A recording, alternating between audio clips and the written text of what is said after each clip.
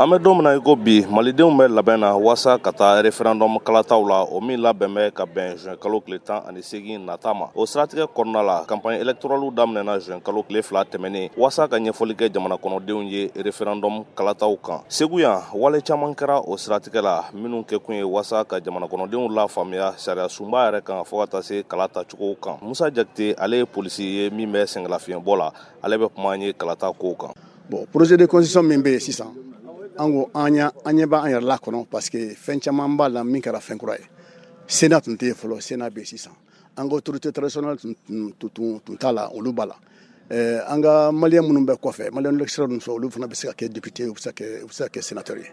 Là c'est une bonne chose. Wa an ka kan min ye bamanankan ye, o ye langue officielle ye. Là c'est une bonne chose.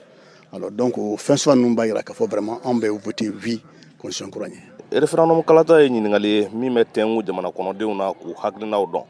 Ne tɔgɔ ye Idrissa, ne jamu ye Goro ye, n ye sariya kalan de kɛ, ne sigilen bɛ Segu yan nɔ.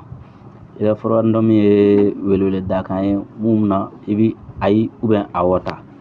Ayi awɔ a bɛ kɛ ka ɲɛsin jamana sariya sunba de ma. Alors an bɛ welewele da min kɛ maliyɛn bɛɛ lajɛlen ka bɔ an ka taa voter parce que voter yɛrɛ ye droit ye. Sɔni an ka taa voter a ka carte kuraw bɔlen don a ye taa a ka carte kuraw ta. Hali n'a bɛ se ka voter kɛ ka sɔrɔ carte kura in tɛ a ye taa ta walasa a ka se ka voter maliyɛnw bɛɛ ka bɔ u ka taa voter. Segu mara dugutigiw fana farala ɲɔgɔn kan ka wale caman kɛ o hakilinaw na. Umar Baru Togola ale ye Segu mara dugutigiw ka ɲɛmaa ye. An bɛ Ala fo ka Ala tanu ka Ala barikada. An kɔni an b'a fɔ de k'a fɔ baaraw hakilisigi b'a kɔnɔ kosɛbɛ. Ko su min ka di o su ja i b'a dɔn depuis tilegan fɛ. Kalo in tile 3 anw dugutigiw ye lajɛrɛ kɛ Segu gouverneur Jabala la. Dugutigi mun nana a bɛ sanga ni maa 800 ɲɔgɔn na ye. K'a daminɛ Tomiya san bila barawuli masina ɲɔnɔ Segu. O ye kun tɛ dɔwɛrɛ ye kalata in ayiwa a ka kɛ tago kelen. Ni maa dɔw bolo labɛnw sabatira nin politiki ma ɲi ale y'a jira k'a fɔ ko sabati ma kɛ. Ne Mamadou Traoré, communément appelé le roi, président d'Alternative pour le Mali. Bon, b'a fɔ i ɲɛna par rapport à ça. Hakili an ye jateminɛ mun kɛ bon an kɔni an b'a fɔ ko kalata tɛ yen. Parce que ni ye population jateminɛ a bɛ komi n'a fɔ mɔgɔ bɛ sanga bɔda de la. Mais an kɔni ka jateminɛ la Segu tɛ Mali yɛrɛ fan bɛɛ lajɛlen maa bɛɛ sumalen don ɲɔgɔn kan i b'a fɔ ko u bɛ sanga bɔ na.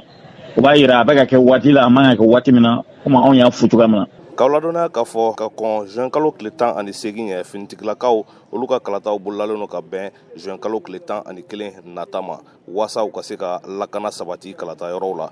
Jeni Albert, VOA Bambara tɔgɔ la ka bɔ Segu.